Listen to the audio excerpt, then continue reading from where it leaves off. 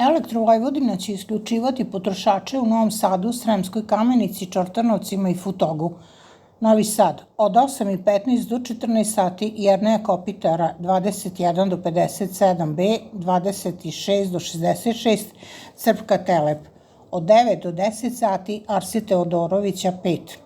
Od 9 do 14 sati Kralja Milana 3 do 19, 4 do 20A Sime Milutinovića Sarajlije 1 do 19, 4 do 20, Pavla Brkića 1 do 15, 2 do 22A.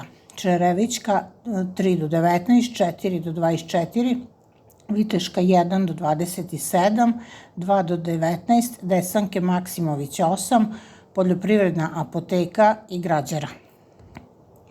Futog od 8 do 14 sati, Prvomajska 15 do 37, 26 do 44, Povrtarska 80B do 102, 85 do 123, Cara Lazara 227A, Gavrila Principa 72 do 94, 79 do 99, Industrijska 33 do 43, 48 do 56, Rade Kondića 98 do 120, Krajiška 21 do 45, 26 do 46, Semafor na uglu ulice Rade Kondića i Industrijske.